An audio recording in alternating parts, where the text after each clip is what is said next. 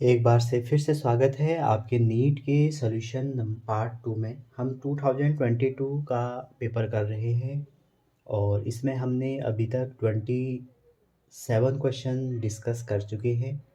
और बच्चों, यहाँ पर क्वेश्चन ही डिस्कस नहीं किए जाते हैं, उससे रिलेवेंट जो भी थ्योरी है या उससे रिलेटेड जो भी हमारे कंसेप्ट हैं, आइडियाज़ हैं, वो आपको भी रिवाइज किए जाते हैं। तो अगर आपने पिछला पार्ट नहीं देखा उसको ज़रूर देखें। और एक चीज़ और है बच्चों, आप बस क्वेश्चन देखिए नहीं, आप कॉपी पेन उठा लीजिए, उससे आप क्वेश्चन वीडियो को पॉज करें, फिर खुद से अटेम्प्ट करें। जब उसमें फंसोगे तो आपको खुद ही पता लगेगा कि आपकी गलती क्या थी।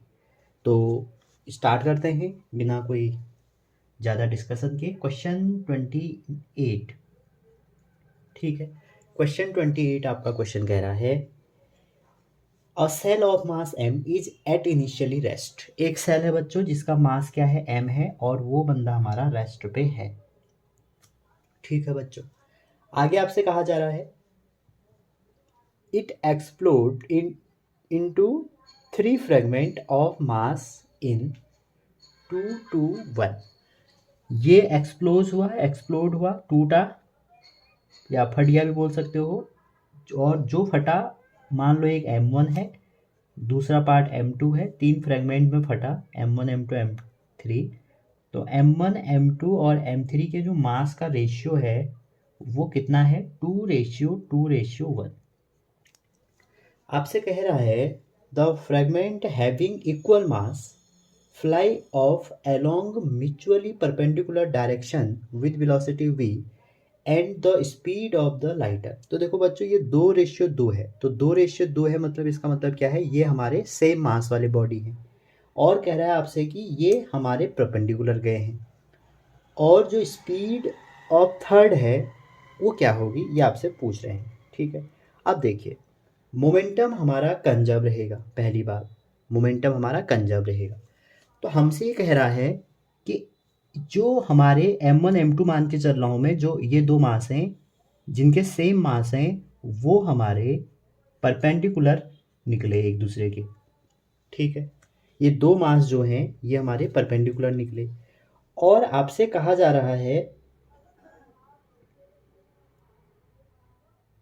कि स्पीड निकालो थर्ड की।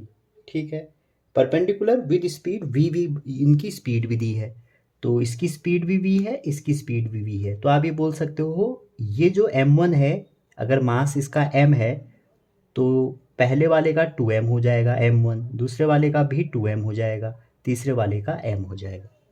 मास यही तो होंगे, रेशियो में दिए हैं आपको। अब आप देखिए इनिशियल मोमेंटम, किसी देखो कोई एक्सटर्नल फोर्स नहीं लग रहा है। आपके एग्जाम में ये क्वेश्चन हर बार आते हैं।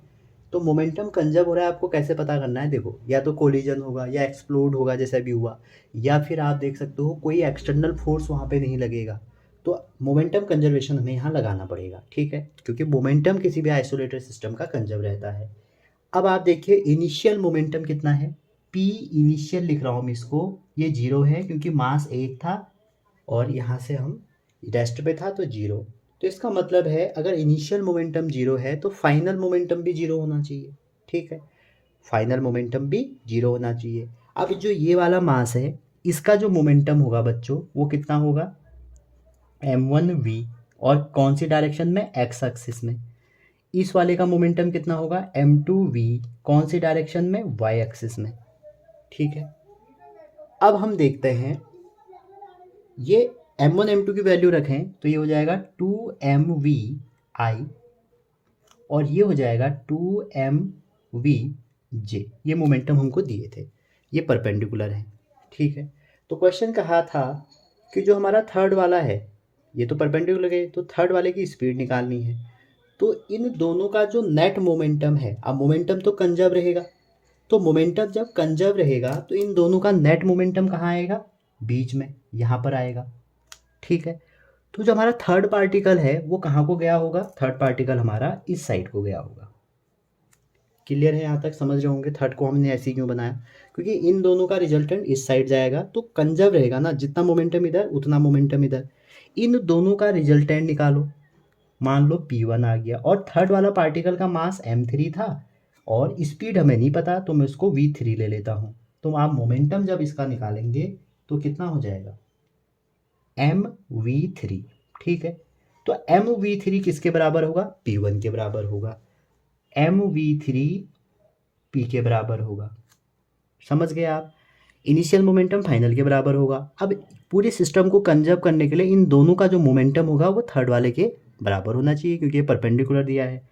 तो mv3 हमने ऐसे लिया। अब इन मोमेंटम आपको पता ही होगा, जब दो वेक्टर ऐसे 90 एंगल बनाते हैं तो पहले का स्क्वायर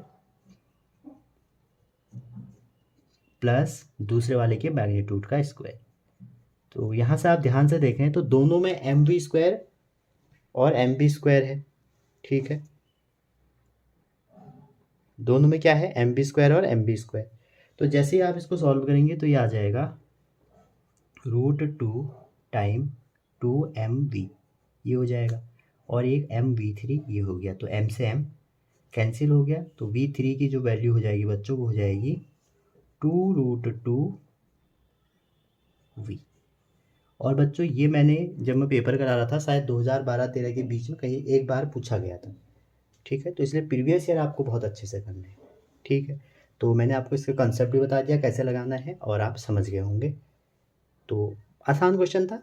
चलते हैं अगले क्वेश्चन की तरफ। अगला क्वेश्चन है क्वेश्चन नंबर 29। आपसे, वैसे तो लोग ऑप्टिक्स को टफ कहते हैं बच्चों, लेकिन ऑप्टिक्स जितना आसान और कोई टॉपिक नहीं है। तो ऑप्टिक्स में आपसे कहा है कि बाय कॉन्वेक्स लेंस हैज़ और radii of curvature 20 centimetre each. तो बाय कॉन्वेक्स मतलब दोनों साइडों कॉन्वेक्स है, नॉर्मली आप कॉन्वेक्स भी बोल सकते हो, ठीक है। R1 R2 दोनों ईच है। आप यहाँ पर बाय कॉन्वेक्स को इक्वी कॉन्वेक्स भी बोल सकते थे। If the radius of material, जो रेडियस है हम इफेक्टिव इंडेक्स है उसको हम 1.5 हमें बता रहा है, हम एन से शो कर रहे हैं।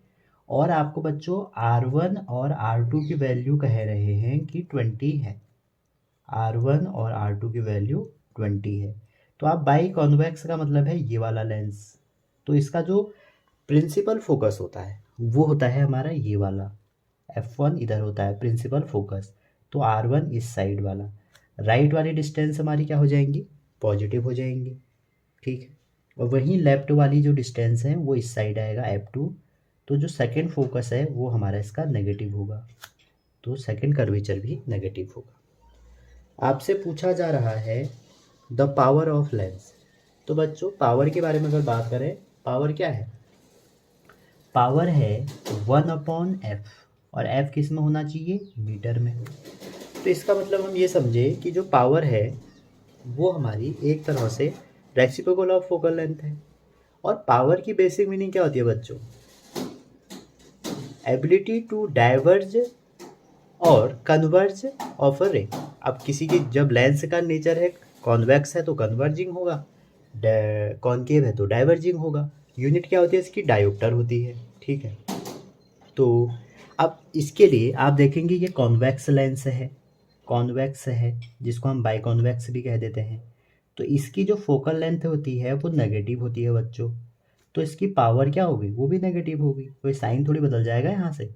और वही अगर आप कॉनकेव लेंस की बात करें जिसको हम डाइवर्जिंग लेंस भी कहते हैं, उसकी फोकल लेंथ क्या होगी, पॉजिटिव होगी, क्योंकि इस साइड कॉन्वेक्स की गलत लिख दिया मैंने, पॉजिटिव है तो ये पॉजिटिव है, कॉनकेव की नेगेटिव होगी, तो पावर भी हमारी नेगेटिव होगी, ठीक है। अब यहाँ पर ध्यान देने की बात ये है, ये तो मैंने एक्स्ट्रा चीज़ें बता दी, यूनिट होती है पावर की डायोप्टर। एफ निकालना है आपको, तो जब भी किसी लेंस का आपको एफ निकालना हो तो आप कैसे निकाल सकते हैं, एक फॉर्मूला होता है प्यारा सा, लेंस मेकर फॉर्मूला। किसी को याद होगा, अच्छी बात है, याद करना चाहिए बच्चों, कुछ फॉर्मूले तो याद करने ही पड़ेंगे। अब आप इसमें वैल्यू पुट कर दीजिए। तो इसको मैंने 3/2 ले लिया, कैलकुलेशन में आसानी होगी, आप भी ले सकते हैं। रिफ्रैक्टिव इंडेक्स यूनिट लेस होता है, डायमेंशन लेस होता है, ठीक है। और फिजिकल मीनिंग क्या होती है रिफ्रैक्टिव इंडेक्स की, आप कमेंट सेक्शन में लिखेंगे। तो इसको आप सॉल्व करिए तो आपका एफ आ जाएगा 1/f इक्वल टू, ये हो जाएगा 1/2 और ये 1/20। तो comparing on right side and left side 20 centimetre, सारा डेटा सेंटीमीटर में। तो पावर कितनी हो जाएगी, अब मीटर में चाहिए हमें, तो मीटर में चाहिए तो हम इसको मीटर में बदल लेते हैं, 10⁻⁻2 का इंटू, तो ये हो जाएगा 5 और 5 डायोप्टर। तो बच्चों ये हमारी क्वेश्चन था, और जनरली से जो क्वेश्चन आते हैं वो आसान आते हैं और आपको समझ में आना चाहिए। टॉपिक इजी है, थोड़ा लेंदी है वो अलग बात है। तो इस लेंस वाले टॉपिक में आपको ध्यान देने की बात ये है, जो हमारे लेंस हैं, आपको अगर कॉन्वेक्स लेंस दिया है तब क्या होगा, कॉनकेव दिया है तब क्या होगा, अलग अलग कंडीशन है, एक बार आप उनको चेक कर लेना। जैसे मैं आपको बताऊं, जो कॉन्वेक्स लेंस है, यही केस जो कॉन्वेक्स है, इस केस में हमारा R1 क्या होगा, पॉजिटिव होगा, और R2 क्या होगा, नेगेटिव होगा। ठीक है, R1 मतलब फोकस किधर लाई कर रहा है। अगर हमारा कॉनकेव वाला पार्ट वाला क्वेश्चन, यही क्वेश्चन कॉनकेव में पूछा जाता, तो इसमें बच्चों F1 इस साइड होता है, मतलब इसका जो प्रिंसिपल फोकस होता है वो लेफ्ट साइड को होता है। तो आप बोल सकते हो यहाँ पर R2 पॉजिटिव हो जाएगा। बहुत लोगों को यही समझ में नहीं आता, साइन कन्वेंशन। ठीक है, इसका जो प्रिंसिपल फोकस होता है वो सेकंड, ये होता है सेकंड वाला, राइट साइड वाला, तो इसलिए ये F1 R1 पॉजिटिव होते हैं। इसका लेफ्ट वाला होता है, तो इसलिए ये नेगेटिव होते हैं। एक बच्चों एक आता है प्लेनो कॉन्वेक्स और प्लेनो कॉनकेव। प्लेनो मतलब ये होता है बच्चों कि एक साइड उसकी प्लेन है। तो जनरली अगर प्लेनो कॉन्वेक्स आएगा, आप R2 को इन्फिनिटी लेना दोनों केसों में। ठीक है, अगर आपको डायग्राम बना हुआ आ जाएगा, फिर आपको देखना पड़ेगा कि प्लेन सरफेस किस साइड है। ठीक है, जनरली अगर प्लेनो कॉन्वेक्स लिखा है तो आप R2 को इन्फिनिटी लेना। ठीक है, एक को इन्फिनिटी लेना है, R2 को लेना। ठीक है, इन केस में देख लेना, जैसे प्लेनो कॉन्वेक्स आया, तो प्लेनो कॉन्वेक्स में आपका इधर ये होता है, यहाँ पर तो ये होता है ना, तो इसको इन्फिनिटी ले लेना। अगर प्लेनो कॉनकेव आया तो इसको आप R1 लेना, इसको आप इन्फिनिटी ले लेना। प्लेनो मतलब एक साइड प्लेन है, और प्लेन मिरर की आपको पता ही है इन्फिनिटी होती है, रेडियस ऑफ कर्वेचर। आगे चलते हैं 30। क्वेश्चन 30 है आपका, आपको कहा है कि जो डी ब्रॉगली वेवलेंथ है उससे आप ग्राफ बनाइए। तो बच्चों जो 30 क्वेश्चन है, आपको सबसे पहले रिलेशन पता होना चाहिए। तो लैम्डा इक्वल टू क्या होता है, H/P। ठीक है, तो यहाँ से आपको लैम्डा और पी का ग्राफ पूछा है, तो आप डायरेक्टली देख सकते हो लैम्डा और पी का रिलेशन क्या है, 1/r टाइप। तो अगर आप लैम्डा और पी का ग्राफ बनाते हैं, ठीक है, तो आपको क्या मिलेगा, एक रेक्टेंगुलर हाइपरबोला फॉर्म में जो ऐसे डिकेइंग होगा। ठीक है, तो ये तो बेसिक क्वेश्चन था, इसमें कोई ऐसी डिटेलिंग बात है नहीं। यहाँ पर आप ध्यान देने की बात यह है, P इक्वल टू mv होता है। ठीक है, और पी स्क्वायर का फॉर्मूला आप काइनेटिक एनर्जी में लिख सकते हैं, √2m काइनेटिक एनर्जी। ठीक है, तो अलग अलग फॉर्मूले हैं, इसमें तैयार कर लीजिएगा।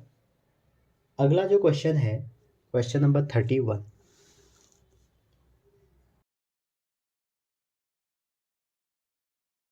तो अगला क्वेश्चन है 31 आपका, फोटो इलेक्ट्रिक इफेक्ट से। तो बच्चों जो मॉडर्न फिजिक्स है, मैं बहुत जल्दी उस पर एक वीडियो बनाने की कोशिश करूँगा, जिसमें आप पूरी मॉडर्न फिजिक्स को कवर कर सकते हो। ठीक है, अभी फ़िलहाल हम क्वेश्चन करते हैं। कह रहा है कि व्हेन टू मोनोक्रोमेटिक लाइट, एक कलर की लाइट और frequency V and V/2।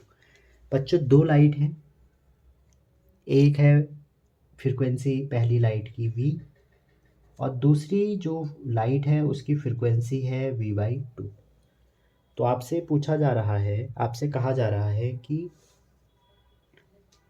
Are incident on photo electric metal, किसी मेटल पे हैं, तो आपको पता ही होगा बेस्ट जो देता है वो एल्कली मेटल देते हैं इसको ज़्यादा। और आप मेरे को कमेंट सेक्शन में बताएंगे कि वर्क फंक्शन सबसे ज़्यादा किसका होता है। तो कह रहा है on photoelectric effect electric metal their stopping potential, जो दिन के स्टॉपिंग पोटेंशियल हैं, स्टॉपिंग SP लिख दिया मैंने, तो स्टॉपिंग पोटेंशियल है Vs/2, और इसका जो स्टॉपिंग पोटेंशियल है वो है Vs। ठीक है, तो आपसे कह रहे हैं the threshold frequency for this metal. Threshold frequency या थ्रेशोल्ड वेव आपने पढ़ा होगा, कि एक ऐसी वेवलेंथ, ऐसी फ्रिक्वेंसी जिसके नीचे फोटो इलेक्ट्रिक पॉसिबल नहीं है, एक कट ऑफ टाइप की, ठीक है। तो अब इसमें आपको करना क्या है, दो इक्वेशन दी हैं, तो सिंपली जब भी दो इक्वेशन दी हैं आप फोटो इलेक्ट्रिक इक्वेशन लगाएं। तो फोटो इलेक्ट्रिक इक्वेशन क्या कहती है कि जो हमारी फोटोन की एनर्जी है एच न्यू, ये हमारी फोटोन की एनर्जी है, एक पार्ट उसके काइनेटिक एनर्जी को ख़त्म करने में लगता है और जो दूसरा पार्ट है उसके वर्क फंक्शन को लड़ने में लगता है। तो यहाँ से अगर आप काइनेटिक एनर्जी मैक्सिमम देखें तो वो क्या हो जाएगा, एच वी माइनस फाइव, ठीक है बच्चों। और फाइव की जो वैल्यू है वो होती है एच वी नॉट, और ये वी नॉट जो है ना यही स्टॉपिंग पोटेंशियल है, ठीक है। तो पहला केस अगर आप इस पे लगाते हो तो अकॉर्डिंग टू फर्स्ट कंडीशन आपका क्या हो जाएगा, ई, ठीक है। और काइनेटिक एनर्जी की वैल्यू क्या होती है, काइनेटिक एनर्जी की वैल्यू होती है ई वी एस, ठीक है। अच्छा ये थ्रेशोल्ड फ्रिक्वेंसी है, गलती हो रही है इसमें, सॉरी, ये आपकी थ्रेशोल्ड फ्रिक्वेंसी है, ठीक है। ये आपकी थ्रेशोल्ड फ्रिक्वेंसी है और ये स्टॉपिंग पोटेंशियल है, स्टॉपिंग पोटेंशियल यहाँ नहीं आएगा। थ्रेशोल्ड फ्रिक्वेंसी, थ्रेशोल्ड वेवलेंथ हमारे वर्क फंक्शन में आते हैं।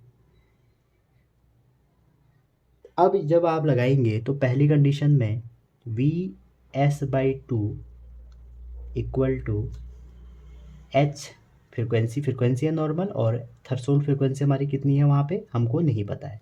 और देखो दोनों केस में एक ही होगी थ्रेशोल्ड फ्रिक्वेंसी, क्योंकि मेटल तो एक ही है ना, और हर मेटल के लिए एक फिक्स वैल्यू होती है उसकी। सेकंड केस में क्या है, e v s equal to h, frequency अब कितनी है वी बाई टू ये दिया है, और माइनस वी नॉट, ये आपकी इक्वेशन होगी। अब आप क्या करिए, यहाँ से वैल्यू उठाइए, इन दोनों को सॉल्व कर दीजिए। तो इनको बेस्ट तरीका सॉल्व करने का होता है कि जो ई वी एस यहाँ भी है, ई वी एस यहाँ भी है, तो यहाँ से क्या करिए आप इसमें वैल्यू पुट कर दीजिए, हाफ बाहर ले लो, तो ई वी एस की जो वैल्यू है वो कितनी हो जाएगी, h v by two minus h v not equal to h v minus h v not. मैंने क्या किया बच्चों, मैंने हमारा h v minus h v not था, ये था, मैंने यहाँ से ई वी एस की वैल्यू उठाई इसमें रख दी। तो जैसे ही मैं रखूँ और इसको सॉल्व करूँगा तो आप देखेंगे आपका आ जाएगा h v not by two equal to three h v by four. तो आफ्टर सॉल्विंग दैट वी हमें निकालना है थ्री वी बाई टू, ठीक है बच्चों। तो यहाँ पे आप ध्यान से देखेंगे ये आपका क्वेश्चन है, ठीक है। ये बात ध्यान रखना, ये मैंने गलत कहा था पहले, गलत कह दिया था कि स्टॉपिंग पोटेंशियल ये स्टॉपिंग पोटेंशियल नहीं है, थ्रेशोल्ड वैल्यू है। स्टॉपिंग पोटेंशियल काइनेटिक एनर्जी में आएगा, ठीक है, एक बाउंड्री। थ्रेशोल्ड की अलग बात है यहाँ पे और स्टॉपिंग की अलग बात है। अब हम डिस्कस करते हैं थोड़ा सा फोटो इलेक्ट्रिक इफेक्ट, काफ़ी इंपॉर्टेंट है और आपके काफ़ी क्वेश्चन आ सकते हैं। क्या कंसेप्ट हैं वो देखिए। नंबर एक, फोटो इलेक्ट्रिक इफेक्ट जो है बच्चों, बहुत डिटेल में जाएंगे क्योंकि इस चैप्टर से क्वेश्चन आता ही आता है, चाहे नीट को हो या जेई को हो, ठीक है। और कई बार ऐसा होता है बच्चों, लोग कहते हैं हम नीट के क्वेश्चन क्यों करें, हम जेई के ही करेंगे। मैं मानता हूँ नीट और जेई में थोड़ा सा अंतर है, लेकिन जो नीट के सेक्शन बी के क्वेश्चन हैं आप जेई के क्वेश्चनों से मैच करा सकते हैं। तो मैं तो हर बच्चे से कहता हूँ कि जो नीट वाला है वो जेई के क्वेश्चन करिए, जो जेई वाला है वो नीट के करिए। आपको maximum number of mock test लगाने चाहिए बूस्ट अप करने के लिए। तो फोटो इलेक्ट्रिक इफेक्ट जो है बच्चों वो क्या होता है, सबसे पहले क्या काम आता है, ये हमें कंफर्म करता है पार्टिकल नेचर ऑफ इलेक्ट्रॉन, या आप बोल सकते हो पार्टिकल नेचर को कंफर्म करता है, पहली बात। दूसरी बात आप ये बोल सकते हो जो हमारा फोटो इलेक्ट्रिक इफेक्ट है ये हमारा इन इलास्टिक कोलिजन है। ये क्या है, इन इलास्टिक कोलिजन। अब कोलिजन है तो दो लोग तो होने ही चाहिए, और वो दो लोग क्या होते हैं, फोटोन और इलेक्ट्रॉन। ये भी आप समझ गए होंगे, ये सब आपने पढ़े होंगे, बस मैं रिवीजन कर रहा हूँ आपका। अब जो फोटो इलेक्ट्रिक इफेक्ट है बच्चों, यहाँ पर एल्कली मेटल जो है ये बहुत ज़्यादा फोटो सेंसिटिव होते हैं, ये विजिबल लाइट में भी अपना दे देते हैं। तो सबसे ज़्यादा एल्कली मेटल हैं इसके लिए। जबकि जो मेटल है जैसे Zn है, Mg है, Al है, ये रिस्पॉन्स करते हैं यूवी लाइट के लिए, ठीक है। अब जो फोटो इलेक्ट्रिक इफेक्ट है इसकी जो इक्वेशन है वो क्या है, h v equal to kinetic energy max plus work function, ये हो गई। इसी के बहुत सारे फॉर्म है, जैसे एच वी तो यही है, ये फ्रिक्वेंसी है। काइनेटिक एनर्जी को आप अगर आप ऐसे लिख लें इसको -φ0 equal to kinetic energy max, तो पहला फॉर्म बच्चों इसका क्या है, एच वी, और क्योंकि वर्क फंक्शन की वैल्यू होती है h v not equal to kinetic energy max. और वहीं आप इसको अगर वेवलेंथ के टर्म में देखेंगे, कई बार क्वेश्चन वेवलेंथ के टर्म में आए हैं, तो ये वेवलेंथ ऑफ रेडिएशन है, ये थर्सोल्ड वेवलेंथ है, equal to kinetic energy maximum. अब जो यहाँ पर काइनेटिक एनर्जी है बच्चों, ये दो टाइप से हो सकती है, इधर जो आपका मेन फॉर्मूला है मैक्सिमम काइनेटिक एनर्जी है तो ये, और दूसरा जो आपका है वो है स्टॉपिंग पोटेंशियल के टर्म में वी एस लिख दिया। तो यहाँ से बहुत सारे क्वेश्चन आते हैं।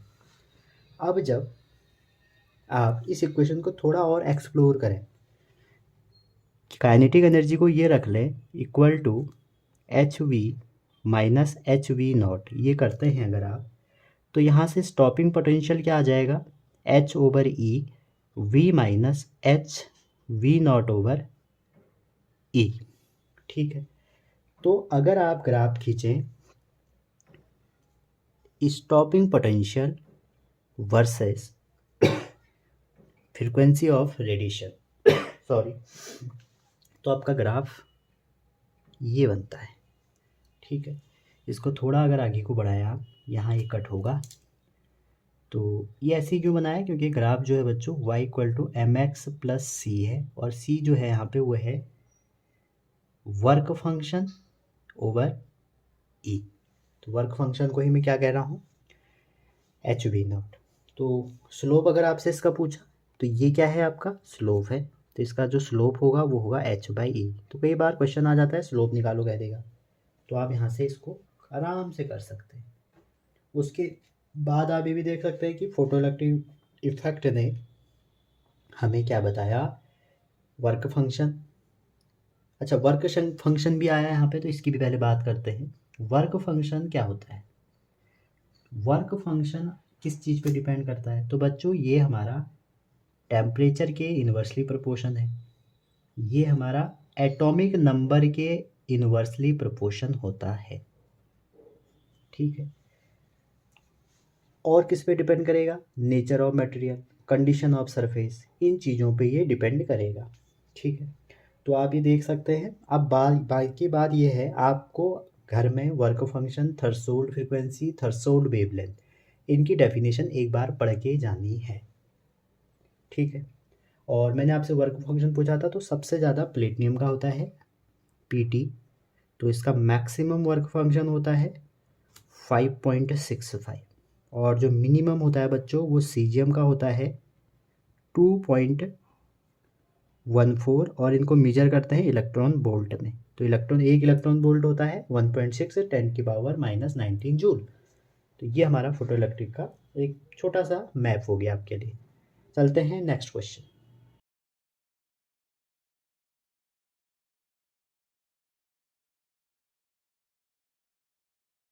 अगला क्वेश्चन आपने देख लिया होगा, इसको तो मैं नोट भी नहीं कर रहा हूँ।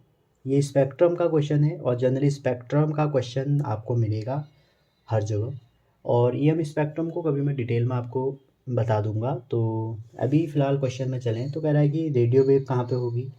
तो बच्चों जो रेडियो वेव है उसके लिए करेक्ट ऑप्शन क्या होगा, आप देख सकते हैं, इसका जो करेक्ट ऑप्शन है वो होगा पहला। आप स्पेक्ट्रम देख सकते हैं, एनसीईआरटी में है, वहाँ से आप इसको कर सकते हैं। चलते हैं नेक्स्ट क्वेश्चन में।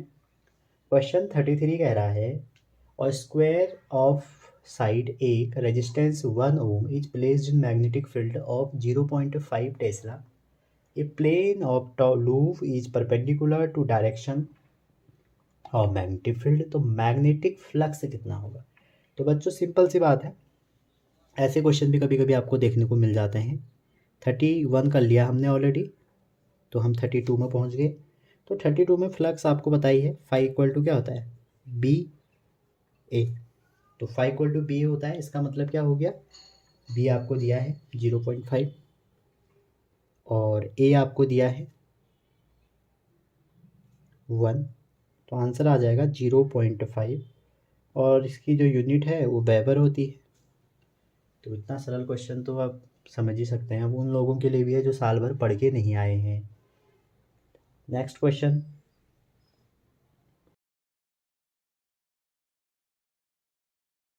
34 क्वेश्चन कह रहा है आपके पास दो हलो कंडक्टिंग स्पेयर हैं, जो 34 33, अच्छा ये 33 था बच्चों, ये 32 था, ठीक है।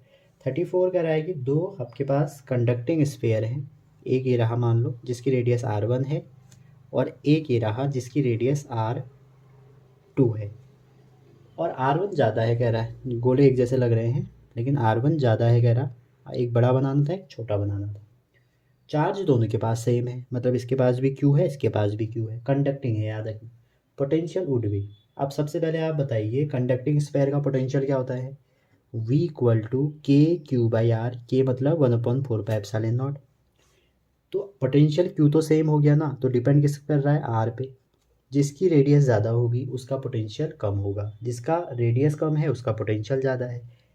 तो भैया R1 ज़्यादा हो गया, तो इसका मतलब है इसका पोटेंशियल कम हो जाएगा, तो इसका करेक्ट ऑप्शन क्या हो जाएगा, more on smaller sphere. More smaller मतलब हो गया कि जिसकी रेडियस कम है वो स्मॉल हो जाएगा, जिसकी लार्ज है वो लार्जर हो जाएगा, वो लार्जर हो जाएगा, क्या, रेडियस। तो रेडियस से हम स्मॉलर और लार्जर कर रहे हैं, लेकिन यहाँ पर पोटेंशियल निकालना है, जिसकी रेडियस लार्जर है उसका पोटेंशियल लेसर हो जाएगा, इसलिए कम हो जाएगा। अगला क्वेश्चन 35। 35 एक स्ट्रेच स्ट्रिंग का आपने पढ़ाई होगा। 35 तो स्ट्रेच स्ट्रिंग में आपको ट्रांसफर वेलोसिटी और ट्रांसफर वेव पता होगी, रूट टेंशन ओवर होता है रिड्यूस मास। तो आपसे कह रहे हैं मास रिड्यूस दोनों का सेम है, ऐसी कोई बात हुई नहीं है, अगर टेंशन डबल कर दें तो क्या होगा। तो देखिए वी किस पे डिपेंड कर रहा है, रूट टी पे। तो पहली कंडीशन में जो वी है वो मान लो टी ही है, दूसरी कंडीशन में अगर हम V1 हो गया और इसको हमने क्या कर दिया, डबल कर दिया, डबल मतलब 2 टाइम कर दिया। तो जैसे ही आप इसका V1 ओवर V निकालेंगे तो कितना आ जाएगा, root 2T over root T. तो रूट 2 से रूट कट गया, तो आंसर क्या आ जाएगा, रूट 2। अब आपसे पूछा है the ratio of initial to final, हमने निकाला है फाइनल टू इनिशियल, ठीक है। तो V ओवर V1 कितना हो जाएगा, 1/√2। तो ये फॉर्मूले बेस्ड क्वेश्चन था, इसको आप कर सकते हैं। नेक्स्ट क्वेश्चन,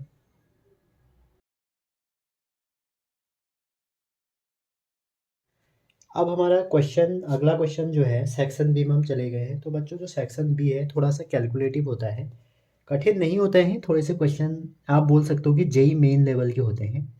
और क्वेश्चन नंबर 36 पढ़ लिया होगा आपने। 36 कह रहा है two pendulum of length 1 to 1 centimetre and 100 centimetre start vibrating in phase. तो पहले की जो लेंथ दी है आपको वो दी है 1 to 1 सेंटीमीटर, इसको आप अगर मीटर में बदल लें तो हो जाएगा 1.21 मीटर। और सेकंड जो लेंथ दी है आपको दी है 100 सेंटीमीटर, तो इसका मतलब ये हो गया 1 मीटर। आपसे कह रहे हैं कि the minimum number of vibration of a shorted pendulum after which 2 are again in phase at mean position. Shorted मतलब जिसकी लेंथ कम है, 1 है। तो बच्चों जो टाइम पीरियड होता है आपका, टाइम पीरियड बस लैंग्वेज का खेल है, वो क्या होता है 2π√L/g। तो हमारा टाइम पीरियड डिपेंड किस पे कर रहा है, लेंथ पे। तो इसका मतलब है अगर आप पहले वाले जो 1 केस है इसके लिए पहला टाइम पीरियड लें और दूसरे वाले के लिए 2 लें, तो ये किसके प्रोपोर्शन होगा, √L1/L2 पे, ठीक है। तो आप जैसे ही आप इसमें वैल्यू रखते हैं तो L1 की वैल्यू है 1.21/1 और ये हो जाएगा 1.1/1। तो जो T1/T2 की वैल्यू हो गई आपकी, वो अगर आप इसको थोड़ा सॉल्व करते हैं तो ये बन जाएगी, दैट मीन्स 10T1 = 11T2। तो यहाँ से आप कंक्लूड क्या निकाल सकते हैं, जो T1 है जो बड़ा वाला है, लॉन्गर है, तो लॉन्गर के जो 10 वाइब्रेशन हैं वो शॉर्टेड के 11 वाइब्रेशन के बराबर है। तो आपसे पूछा जा रहा है कि कब करेगा और कौन करेगा, पूछा जा रहा है शॉर्टेड। तो शॉर्टेड कितना कर रहा है उसमें 11, अगर लॉन्गर पूछा होता तो कितना होता 10। तो ये हमारा ये वाला क्वेश्चन था। नेक्स्ट क्वेश्चन आप पढ़ सकते हैं। अच्छा, नेक्स्ट क्वेश्चन करने से पहले मैं आपको एक बहुत अंदर की बात बता देता हूँ बच्चों। सिंपल पेंडुलम जो होता है, सिंपल पेंडुलम का जो कंसेप्ट है आपको पता ही है। अगर कोई बॉडी है ये और यहाँ पर ये मीन पोजीशन है, ठीक है, तो कोई बॉब ये लगी है, इसका मास m है। अगर ये लेंथ यहाँ से लेके यहाँ पहुँच गई बॉब, तो मतलब कितना हाइट इंक्रीज हुआ h। अगर ये थीटा है तो कितनी हाइट इंक्रीज हुई, h equal to L, total L है, इसको ब्रेक करेंगे अगर यहाँ तक तो ये आ जाएगी एल कॉस थीटा। आप कंपोनेंट डिजॉल्व करना जानते हैं, तो ये हो जाएगी एल 1 माइनस कॉस थीटा। ये तो बच्चों आपकी हाइट हो गई। अगर आपसे पूछेंगे कि कितनी पोटेंशियल एनर्जी है इस पॉइंट P पे, दैट मीन्स mgh, और h की वैल्यू आप ऊपर से रखेंगे, ठीक है। अब मैं आपको बताऊं इसका टाइम पीरियड कितना होता है। आप लोग पढ़ते होंगे तो टाइम पीरियड √L/g होता है इसका। लेकिन बच्चों जब हम इसको निकालते हैं, इसको ड्राइव करते हैं, तो हम वहाँ पर ये एजम्पशंस लेते हैं कि थीटा स्मॉल है और जो साइन थीटा है आपका वो थीटा के बराबर है। ये हम एजम्पशंस वहाँ पे लेते हैं। अब बच्चों यहाँ पर बहुत अंदर की बात ये है कि अगर ऐसा केस फॉलो होता है तो मोशन हमारा सिंपल हार्मोनिक मोशन होता है, ये आप ऑसिलेशन में जानते हैं। तो सोचिए, और जो टाइम पीरियड है वो इंडिपेंडेंट ऑफ एम्पलीट्यूड होता है। अगर ये थीटा स्मॉल ना हो सकता है आपका थीटा स्मॉल नहीं है, तो जब थीटा स्मॉल नहीं होगा तो जो साइन थीटा की वैल्यू है वो थीटा नहीं होगी, मोशन ऐसा सच नहीं होगा। तो उस केस में मोशन हो जाता है ऑसिलेटरी, ठीक है। कभी डिटेल में इस टॉपिक में हम जाएंगे तो फिर मैं इसको डिटेल में बताऊंगा। ऑसिलेटरी हो जाता है, तो उस केस में जो टाइम पीरियड हो जाता है वो लगभग 1 प्लस थीटा स्क्वायर ओवर 16 के बराबर होता है, लगभग बराबर होता है, ठीक है। और एक बात और, ये जो टाइम पीरियड है वो लेंथ पे डिपेंड करता है और मास पे नहीं करता है, ठीक है। वाल्टर ल्यूइन सर का एक एक्सपेरिमेंट भी है इसमें, उन्होंने अपने को पेंडुल बॉब बना के ऑसिलेशन किया और एक हल्की चीज़ का किया तो बराबर आया था। तो आप देख सकते हैं, अगर कभी भी मास आपसे क्वेश्चन आएगा कि हमने एक सॉलिड बॉल को रिप्लेस कर दिया एक लाइट बॉडी से, तो टाइम पीरियड में क्या फ़र्क पड़ेगा, कोई फ़र्क नहीं पड़ता, ठीक है। नेक्स्ट क्वेश्चन चलते हैं, क्वेश्चन नंबर 37।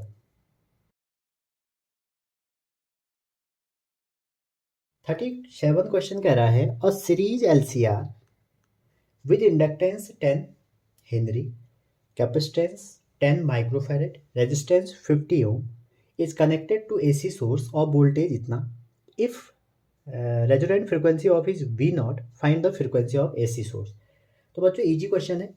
रेजोनेंट फ्रिक्वेंसी का फॉर्मूला होता है √LC, और L की वैल्यू आपको दी है, C की दी है, तो मैं लिख नहीं रहा हूँ सबको, डायरेक्ट आप इसमें देखेंगे √10 हेनरी और 10⁻⁻⁶, ये हमारा माइक्रोफेरेड था।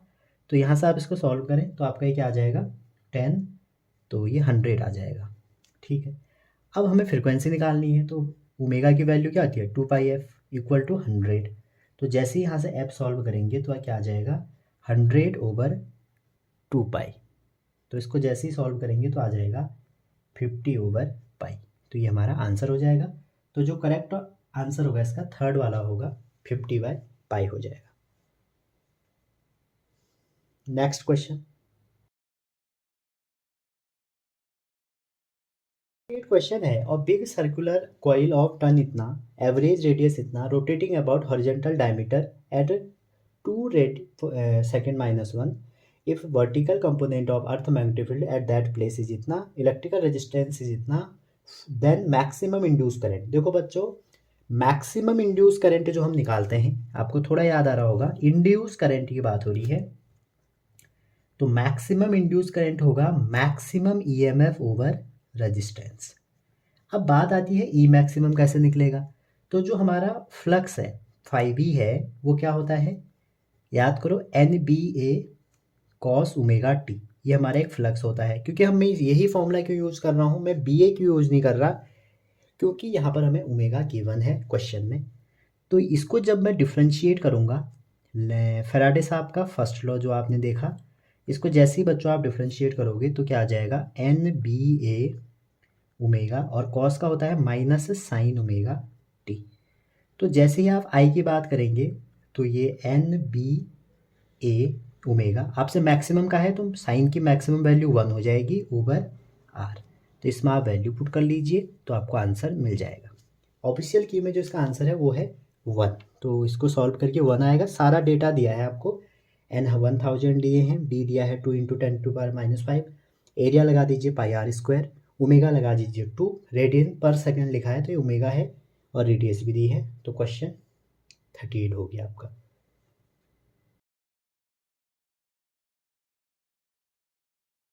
क्वेश्चन नंबर 39 आप देख सकते हैं, आपको क्वेश्चन में लिखा है 2 पॉइंट चार्ज।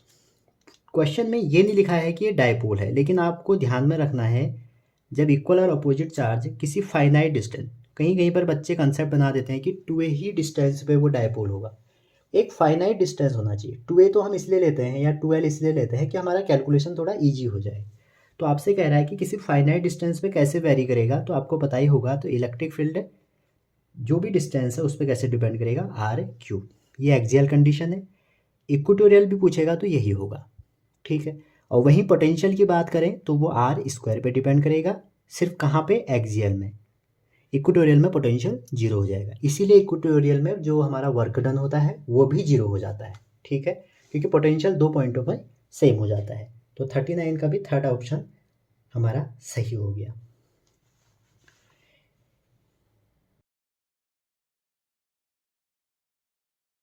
क्वेश्चन 40 आप देख सकते हैं, इसमें लिखा है from ampere circular law for a long straight wire of circular cross section carrying a steady current, the variation of magnetic field in the inside and outside region of wire। तो जो magnetic field है वो हमारे inside का क्या formula होता है, NCERT में एक क्वेश्चन पढ़ा है, आप उससे देख सकते हैं। तो इनसाइड जो फॉर्मूला होता है हमारा वो होता है μ0 I/r ओवर 2πr²। ये बच्चों इनसाइड का है, इन लिख देता हूँ। और वहीं आउटसाइड का जो है वो होता है, जो आप सबको पता है, 2πr, ठीक है। तो आउटसाइड वाला इंडिपेंडेंट ऑफ रेडियस होता है, लेकिन इनसाइड वाला नहीं होता है। तो 40 का भी जो हमारा क्वेश्चन हो गया 4 हो गया।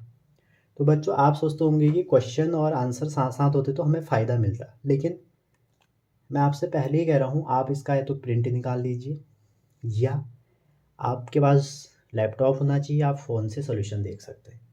क्योंकि मेरे पास ऐसी सुविधा नहीं है कि मैं ऊपर क्वेश्चन और नीचे सॉल्यूशन डाल सकूं, इसलिए मैं आपको फिर भी कोशिश करके पहले क्वेश्चन दिखा रहा हूं, फिर आपको सॉल्यूशन दे रहा हूं।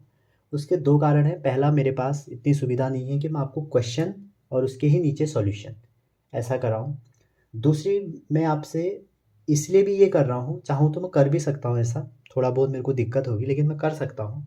लेकिन मैं इसलिए नहीं कर रहा हूँ कि आप पहली बार जब क्वेश्चन पढ़ेंगे ना, आपके कंसेप्ट हिलेंगे थोड़ा सा, आप सोचेंगे, उसके बाद जब आप आंसर सुनेंगे उसका तो आपको समझ में आ जाएगा, ठीक है। नेक्स्ट क्वेश्चन में चलते हैं, क्वेश्चन 41। 41 क्वेश्चन हमारा थ्योरेटिकल था, आपने पढ़ा समझा होगा। Wheatstone bridge is used to determine the value of unknown resistance x by adjusting the variable y as shown in figure.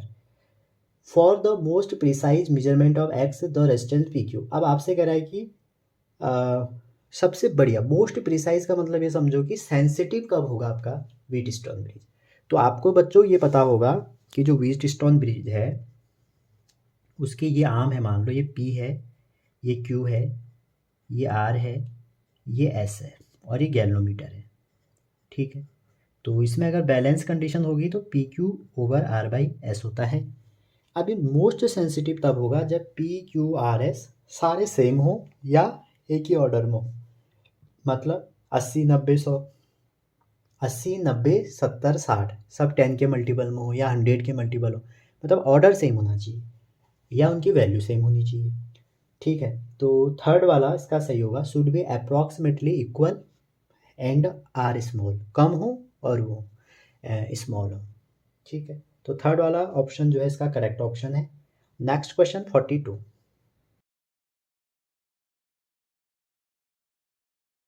42 question बच्चों आपसे कह रहा है,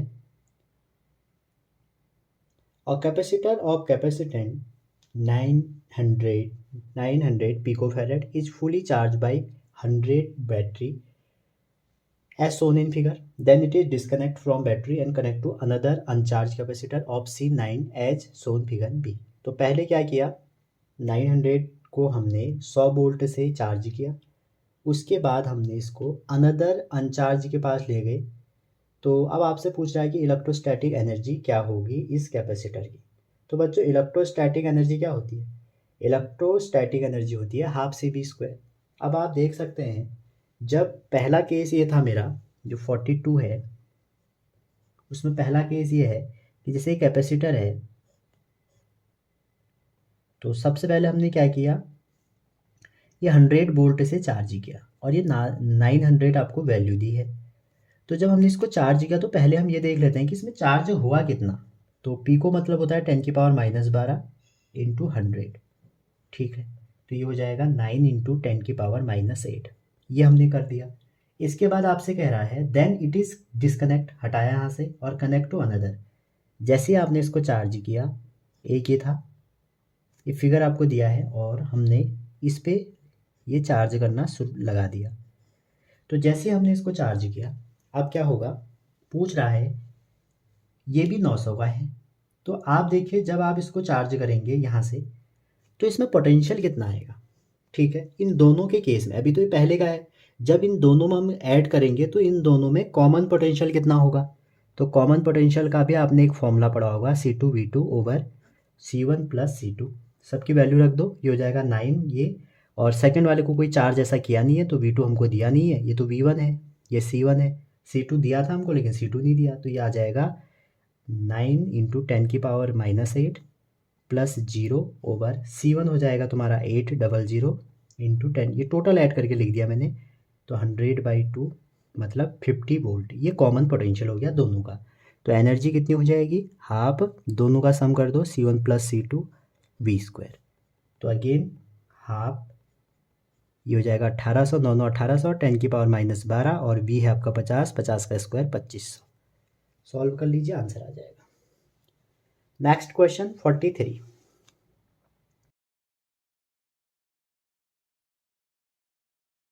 43 क्वेश्चन कह रहा है, और न्यूक्लियस ऑफ मास 189 स्प्लिट, एक 189 मास है, स्प्लिट हो गया 125 और 64 में, तो रेडियस निकालो। तो रेडियस का बच्चों एक फॉर्मूला है हमारा, बहुत इंपॉर्टेंट है, R equal to R0 A⁻1/3।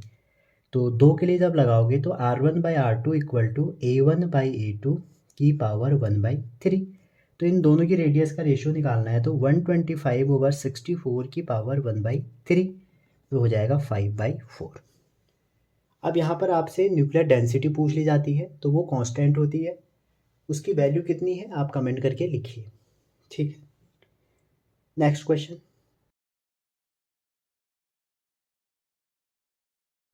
44 question कह रहा है, the volume occupied by molecule contain in 4.5 kg water at STP। ठीक है, स्टैंडर्ड टेम्परेचर एंड प्रेशर। तो कह रहा है if intermolecular force Venice away is, तो आपसे वॉल्यूम पूछा है, तो सिंपल क्वेश्चन है। तो 44 में आपको करना क्या है, PV इक्वल टू NRT। ठीक है, तो जैसे आप PV इक्वल टू NRT निकालेंगे, आपको वॉल्यूम निकालना था, तो वॉल्यूम इक्वल टू हो जाएगा NRT ओवर P। अब STP मीन्स ये होता है कि स्टैंडर्ड टेम्परेचर 273 लेना है आपको केल्विन में। ठीक है, और प्रेशर कितना, 10⁵।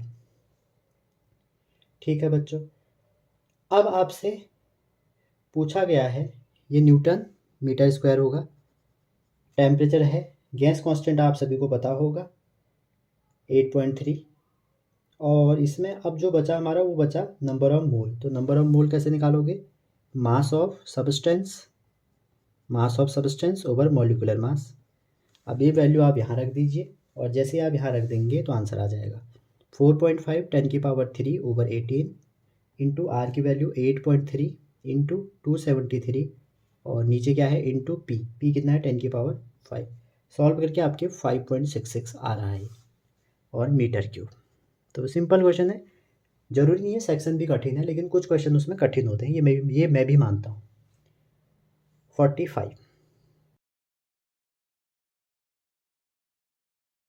आपके एग्ज़ाम में एक क्वेश्चन तो डन है बुलियन अलजेब्रा का। तो आपको ये क्वेश्चन दिया है और इसमें 4 आपके ऑप्शंस हैं, तो आप पहले तो इसको सॉल्व कर लीजिए। ऐसे सॉल्व करेंगे, देखिए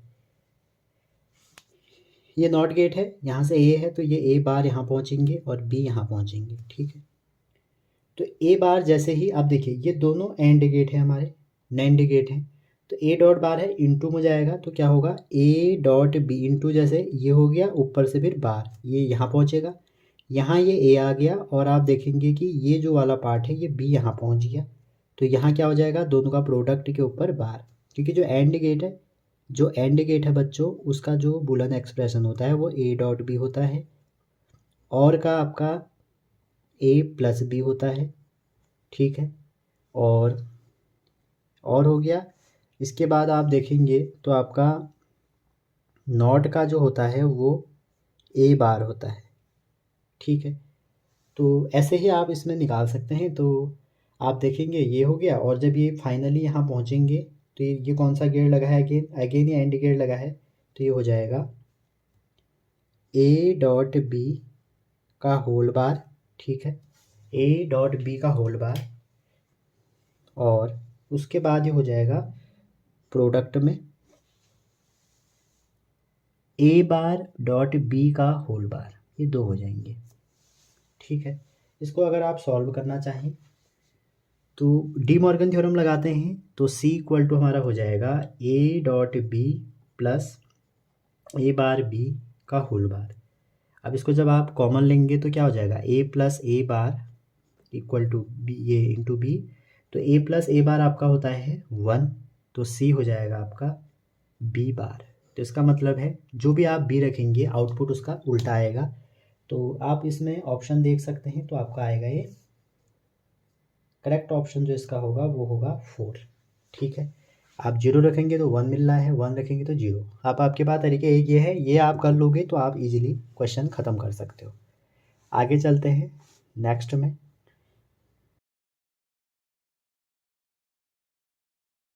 46 क्वेश्चन प्रोजेक्टाइल का है और काफ़ी आसान आ गया था इस बार। तो 46 में है क्या, जैसे मान लो बच्चों ये हमारा कोई एंगुलर प्रोजेक्शन पे प्रोजेक्टाइल है, तो ये जो हाईएस्ट पॉइंट है ना यहाँ पर y कंपोनेंट 0 हो जाता है। जैसे यहाँ पे u cos थीटा है, ये थीटा एंगल से अगर है u वेलोसिटी, तो यहाँ u sin थीटा है, तो एक हाईएस्ट पॉइंट पे जहाँ पर मैक्सिमम हाइट होती है वहाँ पर vy 0 हो जाता है, तो बचता है तो क्या बचता है vx, और जिसकी वैल्यू क्या होती है u cos थीटा। मतलब यहाँ पर सिर्फ और सिर्फ कुछ टाइम के लिए हॉरिजॉन्टल मोशन रहता है। यहाँ पर जो आपकी काइनेटिक एनर्जी होती है वो क्या होती है मिनिमम होती है, और उसकी वैल्यू क्या हो जाती है half m u square cos square theta, क्योंकि u की वैल्यू क्या है यहाँ पे u cos थीटा। अब आपसे कह रहा है कितना होगा, तो आप वैल्यू रख दीजिए। तो हाईएस्ट स्पीड तो ये आ जाएगा, अच्छा आपसे क्या पूछा है, सिर्फ आपसे पूछा है हाईएस्ट स्पीड पूछा है, ये तो काइनेटिक एनर्जी है तो स्पीड कितनी हो जाएगी u cos थीटा। तो u आपको दिया है 10, cos तो cos ही रहेगा 60, तो जैसे आप इस पे लगाएंगे u cos थीटा तो क्या मिल जाएगा 5√3, ठीक है। नेक्स्ट क्वेश्चन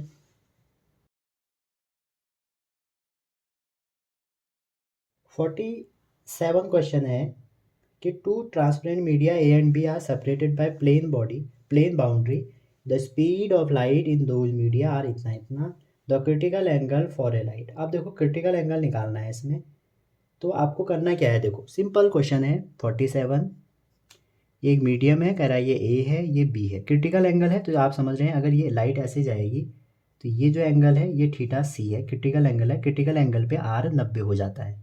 तो आपको पहले तो रिफ्रैक्टिव इंडेक्स निकालना है पहले मीडियम का, वो क्या हो जाएगा c/v, पहले मीडियम की स्पीड, तो कितना हो जाएगा 3 × 10⁸, और स्पीड कितनी दी है पहले मीडियम की 1.5 × 10⁸, तो ये तो 2 हो गया। सिमिलरली एन भी आप निकालेंगे तो ऊपर 3 नीचे 2, ये 1.5 हो जाएगा। ठीक है। तो आपसे कह रहा है कि अब यहाँ से लाइट यहाँ जा रही है, तो आप यहाँ पे लगा दीजिए स्नेल्स लॉ। तो n a into sine theta c equal to n b into sine 90, क्योंकि आर 90 हो जाता है क्रिटिकल एंगल पे। तो जैसे आप इसको सॉल्व करेंगे तो साइन थीटा से कितना आ रहा है, साइन थीटा से आ रहा है आपका 0.75, तो थीटा से निकाल जाएंगे यहाँ से साइन इनवर्स 0.5।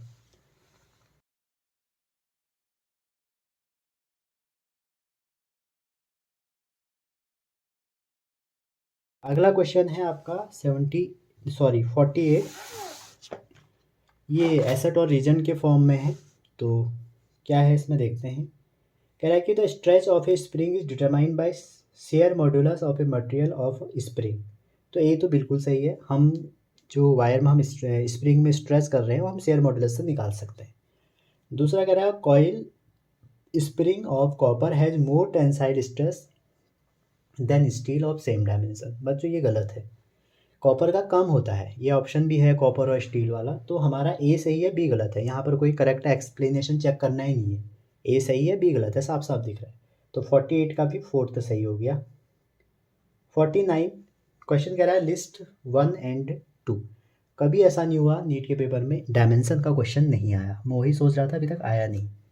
तो 49 में आपको दिया है ग्रेविटेशनल कांस्टेंट। तो ये तो होमवर्क ही रहता है हर बार में, डायमेंशन का क्वेश्चन आप कहाँ से निकालेंगे, एफ आर स्क्वायर कहाँ से निकालेंगे आप, ग्रेविटेशनल लॉ। मैं बताऊंगा नहीं क्या है ग्रेविटेशनल लॉ, यहाँ से आप निकालेंगे। दूसरा है बच्चों आपके लिए ग्रेविटेशनल पोटेंशियल एनर्जी। तो ग्रेविटेशनल पोटेंशियल एनर्जी के तो मैं बता देता हूँ। वैसे तो होता है फॉर्मूला G m1m2/r, लेकिन कोई भी पोटेंशियल एनर्जी है उसकी डायमेंशन एनर्जी के ही बराबर होगी। तीसरा है ग्रेविटेशनल पोटेंशियल। तो ग्रेविटेशनल पोटेंशियल का मतलब ये होता है बच्चों, जो भी पोटेंशियल एनर्जी है उसको मास से डिवाइड कर दो। अगर इलेक्ट्रोस्टैटिक पोटेंशियल है तो हम क्या करते हैं, चार्ज से डिवाइड कर देते हैं एनर्जी को, सेम यहाँ भी। थर्ड है ग्रेविटेशनल इंटेंसिटी। तो ग्रेविटेशनल इंटेंसिटी की जो डायमेंशन होगी वो होगी F/m, यहाँ से निकाल सकते हो आप, ठीक है। जैसे इलेक्ट्रिक फील्ड इंटेंसिटी क्या होती है, इलेक्ट्रिक फील्ड इंटेंसिटी होती है फोर्स बाई चार्ज। वैसे ही ग्रेविटेशनल इंटेंसिटी, यहाँ चार्ज का रोल कौन ले रहा है, मास, तो force by mass. Gravitational potential ये तो ईजिली निकाल सकते हो। जैसे इसकी M_L_T-2, इसकी L2T-2, ये मैंने ऑलरेडी लिख दिया है। तो ML2T-2 इसकी आप निकालो। करेक्ट ऑप्शन इसका थर्ड वाला है। जब ये आया था बहुत कंफ्यूजिंग हो रहा था क्वेश्चन और कठिन नहीं था। 50 the area of rectangular field, length दी है ब्रेथ दी है। तो एरिया कैसे निकलता है, सबसे पहले आप सिग्निफिकेंट के बारे में मत सोचो, एरिया निकालो। तो 53.3 इंटू 25, दोनों का जब आप इंटू करोगे तो आपका आ रहा है 1382.5। तो बच्चों होता ऐसा है, प्रोडक्ट और डिवाइड में जो सबसे कम सिग्निफिकेंट नंबर हैं उस नंबर में वो आपका आंसर आएगा। जो आपके सबसे कम उसमें नंबर हैं वो आपका आंसर आएगा। जैसे इसमें देखेंगे आप तो 2 ये है तो 13 आएगा, लेकिन आंसर में हमारा 14 भी दिया है तो उसने राउंड ऑफ कर दिया, तो ये 14 इंटू 10⁻² इसका आंसर हो गया। तो आप याद रखना, प्रोडक्ट और डिवाइड में क्या करते हैं कि जो मिनिमम सिग्निफिकेंट नंबर वाला नंबर है आपका, जिसमें मिनिमम सिग्निफिकेंट डिजिट हैं, आपको आंसर में उतने रखने हैं, ठीक है, पूरे नंबर में। वहीं अगर प्लस माइनस का अगर ये खेल होता, अगर ये 55 में आप 25 ऐड करते, 22 ऐड करते, तो इसमें सिग्निफिकेंट कितने हैं 3, इसमें सिग्निफिकेंट कितने हैं 2। आप इसको सॉल्व करते 0.0 ऐसे लगा के 3, 7 और 7, लेकिन जो आंसर होता ना बच्चों वो सिर्फ और सिर्फ 7 होता। समझ रहे हैं क्यों? प्लस माइनस में हम देखते हैं कि डेसिमल के बाद कितने सिग्निफिकेंट हैं, क्लियर है। इनटू और डिवाइड में हम पूरे नंबर में देखते हैं कितने सिग्निफिकेंट डिजिट है, जो सबसे कम है आंसर में उतने ही रखते हैं। प्लस माइनस में हम देखते हैं कि पॉइंट के बाद किसमें कम सिग्निफिकेंट डिजिट है वो हम आंसर में रखते हैं, ठीक है। जैसे यहाँ पे एक ही था पॉइंट के बाद, यहाँ पे था नहीं, मैंने 0.0 बनाया तो एक था, तो मेरा आंसर सिर्फ और सिर्फ 7 आएगा। समझ रहे हैं? आप मेरे को कमेंट करके बताओ कि सिग्निफिकेंट नंबर हमें बताता क्या है, सिग्निफिकेंट डिजिट हमको बताता क्या है। तो ये पेपर आपका ख़त्म हो गया, मिलते हैं अगले पेपर में। Thank you. अगर आपको कंटेंट पसंद आ रहा है लाइक शेयर और अपने दोस्तों को शेयर ज़रूर करें। लेकिन उन दोस्तों को जो पढ़ने वाले हैं, समझ रहे हैं? खाली ऐसे टाइम पास करने वाले क्या। तो मिलते हैं अगले वीडियो में। मैं सोच रहा हूँ सारी नीट के वीडियो, सारे क्वेश्चन पेपर आपके लिए सॉल्व कर दूँ। और कहीं पर भी आपको कुछ समझ में नहीं आया तो आप कमेंट लिख दें, उसके लिए अलग से वीडियो डाउट सेक्शन करके एक वीडियो बना दूंगा, एक प्लेलिस्ट बना दूंगा डाउट सेक्शन करके, क्योंकि आप हैं तो हम हैं। Thank you.